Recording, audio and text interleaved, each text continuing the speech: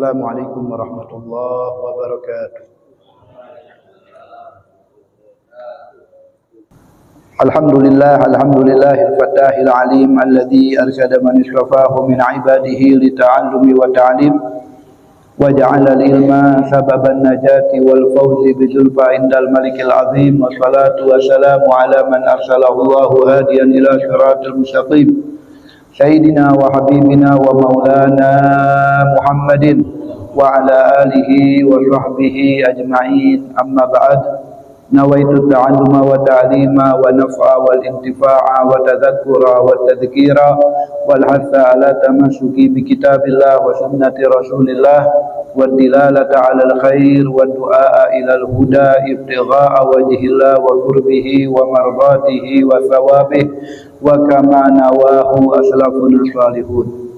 Alhamdulillah, dengan nikmatnya dan karunia-Nya Allah Subhanahu wa taala mengumpulkan kita di salah satu rumahnya di Masjid Jami' Nurul Falah. Mudah-mudahan duduk kita di sini, amal ibadah yang kita lakukan di masjid ini diterima dan juga diridhai oleh Allah Subhanahu wa taala, dan juga mudah-mudahan dosa-dosa kita diampuni oleh Allah Subhanahu wa taala, pahala kita dilipat gandakan oleh Allah Subhanahu wa taala, derajat kita diangkat oleh Allah Subhanahu wa taala, hajat-hajat kita diijabah oleh Allah Subhanahu wa taala, hajatud dunya bil muyassarah wa hajatul akhirah bil maghfirah, dan juga mudah-mudahan Allah Subhanahu wa taala memberikan kita ilmu yang bermanfaat.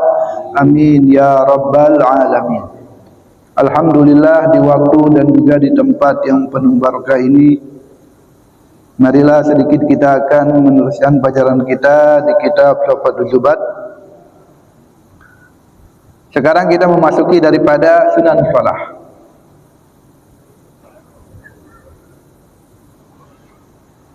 Bismillahirrahmanirrahim. Qala al-Imam Ibnu Ruslan rahimahullah rahmatal abrar wa nafa'ana Allah fid dharain amin. Qal ab'adhuha tashahudun idh yabtadi thumma al-qu'udu wa salatullahi fihi ala nabi wa alihi fil akhiri thumma al-qunutu wa qiyamul qadiri fil itidali thani min subhin wa fi witrin bi syahri shami idh yantasfifi. Ini Al-Imam Ibnu Ruslan rahimahullah rahmatul abrar, beliau memulai daripada Sunan Shalah dengan sunnah ab'ad. Kita tahu Sunan Shalah itu terbagi menjadi dua. Ada sunnatul ab'ad, ada sunnah hayat. Kalau sunnah ab'ad ditinggalkan, ketika ditinggalkan ya, baik sengaja ataupun lupa, disunnahkan untuk sujud sahwi. Kalau sunnah hayat ya enggak disunnahkan untuk sujud sahwi. Ya, Sunan Shalah katsir ya, banyak sekali. Ya, ada yang menyebutkan ya 500, ada yang menyebutkan sampai 1000 daripada Sunan Shalah. Terbagi dua, abad dan hayat. Nah, abad ini enggak banyak. Ya, kalau diglobalin ya diringkas jadi 3 atau diglobalin jadi 7 atau diperinci menjadi 20 ya daripada sunan abad ya, hingga lebih dari itu. Selain daripada sunan abad ya, kalau ada 1000 ya, yang 20 nya abad, yang sisanya berarti sunnah hayat. Kalau sunnah hayat ditinggalkan, tidak disunnahkan untuk sujud sahwi. Kenapa dinamakan dengan sunnah ab'ad? Li'annaha subbihatu bil fard. Karena sunnah ini ya hampir menyerupai yang wajib, yang rukun. Makanya saking kuatnya ini sunnah sehingga ditinggalkan untuk disunnahkan untuk sujud sahwi. Dan makruh ya untuk meninggalkan yang namanya sunnah ab'ad. Dan juga makruh kalau dia lupa sunnah ab'ad, makruh juga kalau dia tidak sujud sahwi. Ya, kalau dia tidak sujud sahwi. Jadi sunnah ab'ad ini sangat kuat ya. makruh untuk ditinggalkan kalau dia sengaja ya. Dan juga makruh, lebih makruh juga makruh kalau dia itu tidak sujud sahwi. Dia tahu meninggalkan sunnah abad akan tapi tidak sujud sahwi, hukumnya makruh. Ya, karena kuat yang namanya sunnah abad. Dianjurkan ya, sangat dianjurkan untuk kita sujud sahwi kalau kita meninggalkan daripada sunnah abad. Dan bahkan Al-Imam Ajhuri beliau mengatakan salat ya dengan sujud sahwi, satu salat dengan sujud sahwi itu lebih baik daripada 70 salat tanpa sujud sahwi. Jadi kalau dibandingannya sama-sama yang disunahkan sujud sahwi ya. Ya. Ada 70 orang contohnya atau 71 orang. Dia itu tidak 71 orang tidak salatnya nggak berjamaah karena sendiri ya. Dia itu tidak meninggalkan tasahud awal atau meninggalkan kunut. Nah, ini kan kalau tidak tasahud awal atau tidak kunut disunahkan sujud sahwi. Kemudian yang 70 tidak sujud sahwi. Sedangkan yang satu ini sujud sahwi. Nah, Imam Ajhuri mengatakan satu salat yang sujud sahwi ini lebih afdal daripada 70 salat tanpa sujud sahwi. Kenapa? Karena dengan salat sujud sahwi dikatakan oleh Nabi sallallahu alaihi wasallam, "Idza syakka ahadukum fi shalah," jika di antara kalian ragu dalam salat, ya, maka fal yatrukis syak wal yabni ala masyaiqan. Maka tinggalkanlah yang ragu dan ambillah yang yakin. Jadi kalau ada 3 sama 4, kita buang yang ragu, yang 4 kita ambil yang yakin di 3. Kalau seandainya ternyata kita udah 4 rakaat tadi, kan kita ambil 3, berarti kan kita nambah lagi 1 rakaat. Ya, tadi ternyata udah 4, karena kita tambah jadi 1 rakaat menjadi 5 rakaat. Nah, yang 1 rakaat itu apa? Sedangkan salatnya kan 4 rakaat yang wajib. 1 rakaat apa? 1 rakaat itu menjadi salat sunnah. Yang kita lebihkan tadi, yang kita wajib untuk melebihkan, karena kita membuang yang ragu, kita mengambil yang yakin. Maka yang 1 rakaat itu, yang rakaat kelima itu menjadi sunnah. Kemudian kalau ternyata benar, ya, ternyata benar 3 rakaat, iya kan ragu 3 atau 4, kita ambil yang 3 kan wajibnya. Kemudian ternyata emang benar kita baru 3 rakaat, ya, pas jadi 4 rakaat. Nah, ini 2 sujud ini apa? Tambah lagi kan 2 sujud sahwi. Ya, dikatakan oleh Nabi, ya, ini bisa targhiman li anfi syaitan. 2 rakaat ini, 2 sujud ini untuk membuat murkanya syaitan. Membuat murka syaitan. Nah, ini kata Imam Ajhuri, kalau syaitan murka, Allah ridho. Ya, kalau syaitan murka, Allah ridho. Kalau orang yang salat, ya, dan dia meninggalkan sunnah atau yang disunahkan dia sujud sahwi, kemudian dia sujud sahwi, maka ini membuat syaitan marah. Kalau membuat syaitan marah berarti membuat Allah ridho. Dia salatnya, nah di situ ada yang membuat Allah Subhanahu wa taala ridho. Makanya dikatakan 1 rakaat yang dengan sujud sahwi ini lebih afdal. Kenapa? Karena membuat Allah ridho, membuat syaitan marah dengan dia sujud sahwi. Sedangkan yang lainnya tidak membuat syaitan marah. Makanya kata Imam Ajhuri, ya, salat 1 rakaat, salat dengan sujud sahwi itu lebih baik daripada 70 salat tanpa sujud sahwi. Ya, bandingannya kalau sama-sama dia disunahkan untuk sujud sahwi.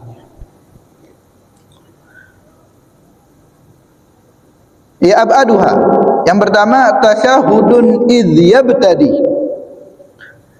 Ay tasyahud idh yabtadi, ay tasyahud yang dimulai. Maksudnya tasyahudul awal. Sunnah ab'ad yang pertama yaitu adalah tasyahudul awal, wa huwa tasyahudul awal. Ya, li'annahu sallallahu alaihi wasallam tarakahu nasiyan. Ya, karena benar Nabi sallallahu alaihi wasallam meninggalkan tasyahud awal lupa. Wa sajada qabla an yusallim. Kemudian Nabi sallallahu alaihi wasallam sujud sebelum Nabi salam. Wa qisa bin nisyan al-amdu, dan dikiaskan dengan lupa yaitu sengaja. Jadi walaupun dia itu sengaja tetap disunahkan sujud sahwi. Dalilnya dikiaskan. Tapi ya aslinya lupa. Ya, orang lupa sujud tasahud awal disunahkan sujud sahwi. Kalau sengaja meninggalkan tasahud awal bagaimana? Tetap disunahkan untuk sujud sahwi. Dalilnya dikiaskan dengan yang lupa. Ini yang pertama. Tsumma tsani. Ya, kemudian yang kedua daripada sunnah ab'ad al-qu'ud lahu. Ya, duduk ketika membaca tasyahud awal. Ya, li tasyahudil awal. Li'annahu maqsudun lahu. Ya, karena memang tujuannya baca duduk itu untuk baca tasyahud awal. Kalau dia baca tasyahud awal lagi sujud atau setengah tasyahud awal itu belum duduk, ya ketika dari sujud dia udah mulai at-tahiyatul mubarakatuh. Nah, ini berarti enggak seluruhnya baca tasawuf awal dalam keadaan duduk. Nah, ketika baca at-tahiyatul mubarakatuh masih dalam keadaan sujud atau dia baru bangun mau duduk. Nah, ini enggak, duduk dulu baru kita baca tasawuf awal. Ya kalau belum duduk, ya belum disunahkan untuk baca tasawuful awal. Kemudian itu yang kedua. Wa tsalits, yang ketiga, salatullahi fi tasyahudil awal ala nabi sallallahu alaihi wasallam. Kita membaca selawat ya di dalam tasyahud awal kepada Nabi sallallahu alaihi wasallam. Ya, kita baca selawat kepada Nabi sallallahu alaihi wasallam fi tasyahudil awal. Ini hukumnya sunnah ab'ad.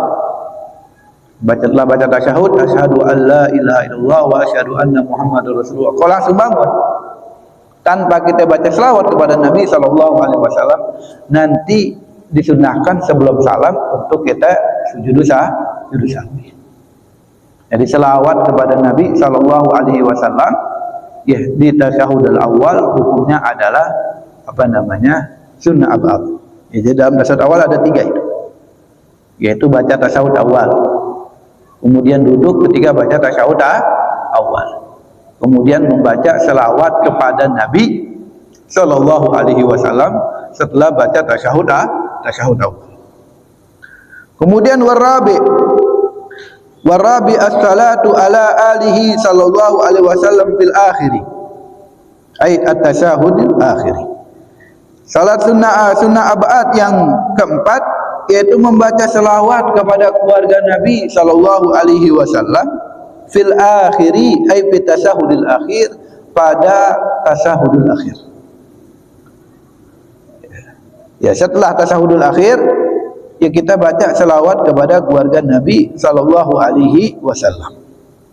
Nah, kita membaca selawat kepada keluarga Nabi sallallahu alaihi wasallam. Selagi baca selawat akhir, kemudian kita baca selawat kepada Nabi. Asal kepada Nabi ini rukun ya. Di tasyahudul akhir, setelah baca tasyahud, kita selawat kepada Nabi, itu rukun. Nah, kalau pada keluarga Nabi ini sunnah ab'ad. Ini sunnahnya sunnah ab'ad. Kalau kita tidak baca selawat kepada keluarga Nabi di tasyahudul akhir, maka disunnahkan sujud sahwi. Ya, disunnahkan sujud sahwi. Bahkan dalam mazhab yang ghodib ya daripada Imam Syafi'i, beliau baca salawat kepada keluarga Nabi di tasyahudul akhir itu wajib. Ya termasuk rukun.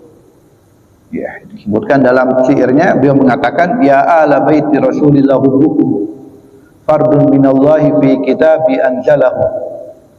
Wahai keluarga Rasulullah, saya cinta kepada kalian, bahwasanya kewajiban untuk cinta kepada kalian ada dalam Al-Qur'an. Yakfikumu, ya cukup bagimu kebanggaan bahwasanya orang yang tidak berselawat kepadamu la salata lahu, maka tidak sah salatnya. Ini mazhab yang awal. Kemudian diperbarui oleh Imam Syafi'i setelah beliau pindah ke Mesir. Ini baca selawat kepada keluarga Nabi. Ini bukan rukun, akan tetapi sunnah. Tapi sunnahnya kuat, yaitu sunnah ab'ad. Kalau ditinggalkan disunnahkan sujud sahwi. Ya, adapun baca selawat kepada keluarga Nabi di tasahud awal, ya pendapat yang rajih, ini enggak disunnahkan.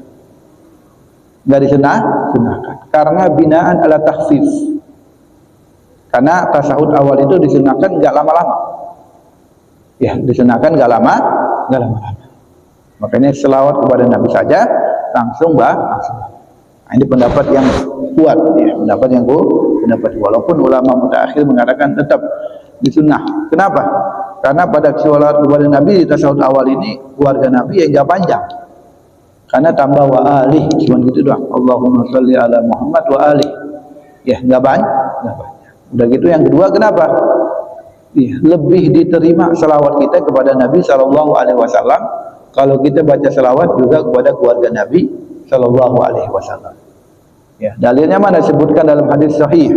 Ya, hadis ini sahih, kata Nabi sallallahu alaihi wasallam, la tusallu alayya salatal batra. Jangan kalian selawat kepadaku dengan selawat yang batra, selawat yang putus. Lalu para sahabat mengatakan, ya Rasulullah, ma salatul batra? Apa itu salatul batra? Lalu Nabi sallallahu alaihi wasallam mengatakan, taqulu, kalian mengatakan, Allahumma shalli ala Muhammad wa tumsik. Kamu baca Allahumma shalli ala Muhammad, kemudian kamu tahan. Udah segitu doang. Bal akan tapi guru Allahumma shalli ala Muhammad wa ali Muhammad. Jadi kalau salat kita pengen tidak batrok, kita juga baca selawat kepada keluarga Nabi sallallahu alaihi wasallam. Kemudian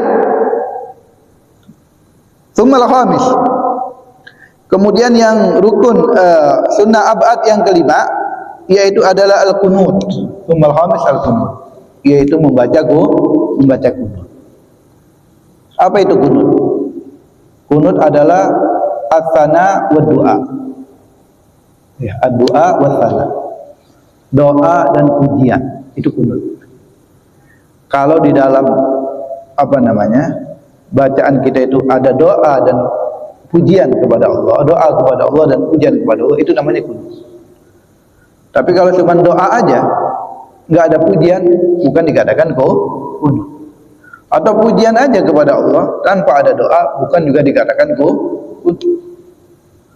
Makanya kalau ada orang yang baca dalam qunut, ya Ghafur ighfir lana, atau ighfir lana ya Ghafur, ampunilah kami, itu doa. Ya Ghafur, wahai Maha Pengampun. Itu Allah memuji. Ya, kita memuji kepada Allah, ya Ghafur, Maha Pengampun. Itu sudah dikatakan. Ya, sudah dikatakan Kalau cuma doa-doanya Allahumma arhamna wal tuqina wa farij anna wal muslimin, man doa-doanya Allahumma aslih man salahi fi salahil Islam wal muslimin wa ahli. Cuma doa aja. Tapi tanpa yang namanya pujian kepada Allah Subhanahu wa taala, Rasulullah sallallahu alaihi wasallam Muhammad Nabi Rumi, tanpa pujian kepada Allah bukan dikatakan masih kurang. Ya, paling enggak kita tambahkan terakhirnya birahmatika ya arhamar rahim. Nah, itu pujian kepada Allah. Dengan rahmat-Mu wahai zat yang maha paling penyayang, yaitu Allah Subhanahu wa taala. Dan Anda pernah dapat itu? Lagi doa qunut nazilah, cuma doa aja. Doa aja tanpa yang namanya pujian kepada Allah Subhanahu wa taala. Ya, langsung wasallallahu ala sayyidina Muhammad. Ini bukan dikatakan qunut. Nah, kunut ya. Kemudian yang keenam qiyamul kunutil qadiri. Kemudian juga berdiri ketika membaca kunut bagi yang mampu ya. Bagi dia, kalau dia mampu berdiri ya seperti salat yang wajib, maka ketika dia baca kunut wajib dalam keadaan berdiri. Jangan setengah kunut masih ruku, atau di ujung kunut atau dia mau sujud. Dalam keadaan diri. Ya, adapun disunahkan untuk mengangkat kedua tangan. Ya, tanpa mengusap wajah. Ketika Rasulullah ala sayyidina Muhammadin Nabil Ummi wa sallam tanpa mengusap wajah. Walaupun ada 3 gol dalam mazhab Syafi'i ini, ulama Syafi'i. Yang pertama, tanpa mengangkat kedua tangan. Ya. Yang kedua, mengangkat kedua tangan tanpa mengusap wajah. Pendapat yang ketiga, mengangkat kedua tangan dan mengusap wajah setelah selesai. Ya, tapi yang muktamad, yang paling kuat yang kedua ini. Mengangkat kedua tangan tanpa mengusap wajah. Kemudian selawat yang 7 yaitu selawat kepada Nabi sallallahu alaihi wasallam dan keluarga Nabi dan sahabat Nabi dalam setelah kita membaca kunut. Kalau kita baca kunut doang tanpa sallallahu ala sayyidina Muhammadin nabiyil ummi wa ala alihi wa sahbihi wasallam, maka disunahkan sujud sahwi. Kenapa? Karena selawat kepada Nabi. Bahkan bukan kepada Nabi aja. Di dalam ulama Syafi'iyah mengatakan bahkan kepada selawat kepada keluarga Nabi. Bahkan bukan keluarga Nabi aja, selawat juga kepada sahabat Nabi. Ya, selawat kepada sahabat Nabi, keluarga Nabi, selawat kepada Nabi, keluarga Nabi dan sahabat Nabi. Makanya disunahkan ya seperti itu. Kenapa kok kita membaca selawat? Ya, yang pertama urutannya kepada Nabi dulu. Yang kedua baru kepada keluarga Nabi. Baru yang ketiga kepada sahabat Nabi. Sedangkan kita lihat keluarga Nabi sama sahabat Nabi. Iya, ada yang lebih afdal sahabat Nabi daripada keluarga Nabi. Sayyidina Abu Bakar, Sayyidina Umar, itu afdalus sahabat.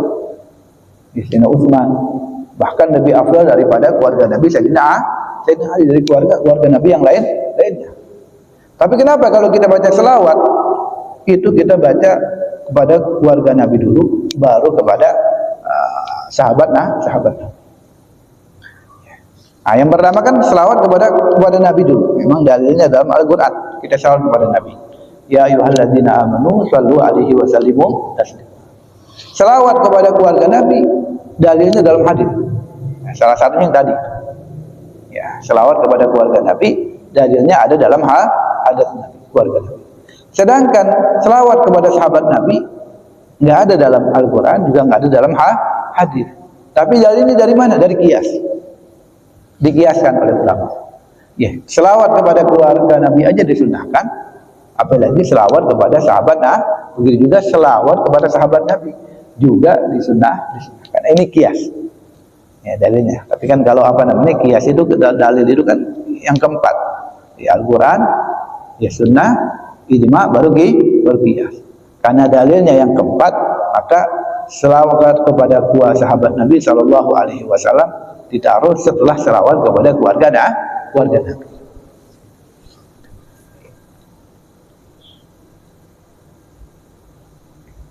Kemudian juga fil i'tidali tsani min subhin.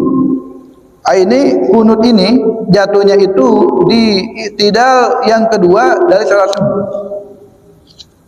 Ya, wa fi witrin bi syahri shaumi Ramadan idyan tasbih. Dan juga di witir di bulan Ramadan setengah terakhir. Ya, setengah terakhir di bulan Ramadan. Ini sunnahnya sunnah abad. Subuh di rakaat yang kedua. Begitu juga witir terakhir di setengah terakhir di bulan Ramadan. Ini sunnah abad. Ditinggalkan, disunnahkan sujud sahwi. Jadi witir setengah terakhir di bulan Ramadan, kunutnya itu, ini sunnah abad. Kalau enggak baca doa doa kunut, kunut di witir akhir di bulan Ramadan, setengah terakhir bulan Ramadan, maka kita disunahkan sujud sahwi. Tapi khilaf kunut nazilah. Fa in li'anna kunutaha sunnah fi shalah la sunnah minha. Ini kalau sunnah nazilah ini enggak sunnah dalam salat aja, bukan sunnah abad. Ya, bukan sunnah abad. Walafdu kunut di subuh. Ya. Allahumma hdini fi man hadait wa afini fi man afait wa tawallani fi man tawallait. Tapi wa yusannu, dan disunnahkan, yaitu bagi imam untuk bil jamak, dengan lafaz jamak. Lisanul jam'u. Ya. Yaitu Allahumma hdina fi man hadait wa afina fi man afait. Domirnya domir jamak. Kemudian juga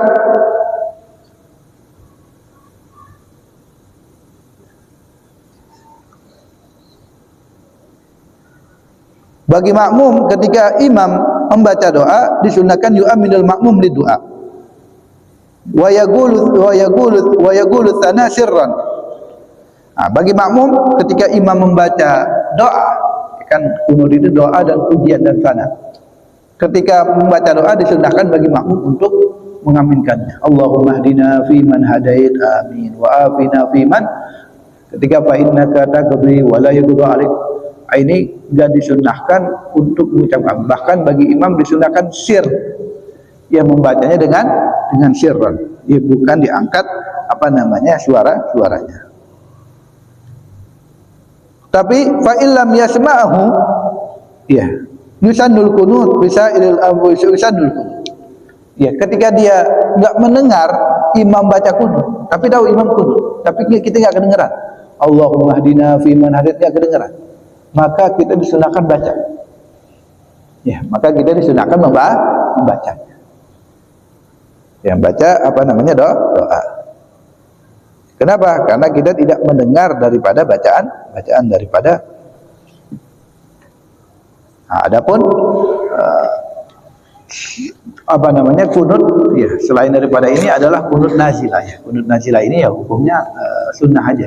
Biasanya kalau lagi ada suatu musibah atau terkena musibah di negara atau di daerah yang di situ tempatnya muslimin, itu disunahkan untuk kita membaca kunut nazilah.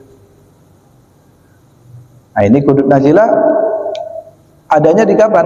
Yaitu fi kulli sholatin, di rakaat yang fil i'tidal akhir. Setiap salat kita, baik salat yang sunnah ataupun salat yang wajib. Tapi yang lebih kuat yaitu di salat yang wajib. Karena ada yang mengatakan di salat sunnah ini enggak disunnahkan untuk kita membaca kunut nazilah. Ada yang mengatakan seperti itu. Tapi yang hanya disunnahkan, ada pendapat ulama, di salat yang wajib aja. Ya, dianjurkannya di salat yang wajib aja, di i'tidal yang terakhir. Wallahu a'lam. Nah, mungkin nanti bab sujud sahwi di babnya tersendiri. Ya, ketika kita membahas yang namanya sujud sahwi. Ya, akan datang kita akan bahas namanya sunnah hayat. Ya, sunnah hayat. Alladzina amanu wa tatma'innu qulubuhum bi dzikrillah. Ala bi dzikrillah tatma'innul qulub, fa'lam annahu la ilaha illallah. La ilaha illallah. La ilaha illallah. Muhammadur Rasulullah sallallahu alaihi wasallam. Kalimatu hakaliha nahya wa alaiha namud wa alaiha nubath insyaallah taala minal aminin birahmatika ya arhamar rahimin ya rabbana atarafna bi annana على لظى أشرفنا فتب علينا توبة تغسل كل حوبة واستر لنا العورات وآمن الروعات واغفر ربي ومولودينا والأهل والإخوان وسائر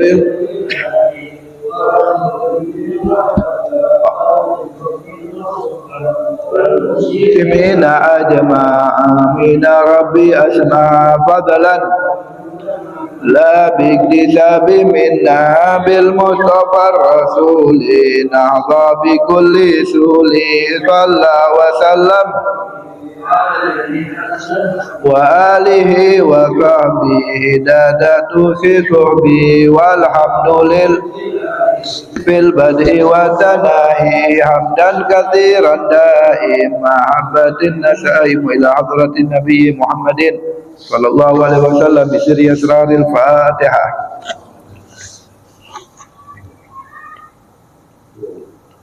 Kurang lebihnya mohon maaf. Assalamualaikum warahmatullahi wabarakatuh.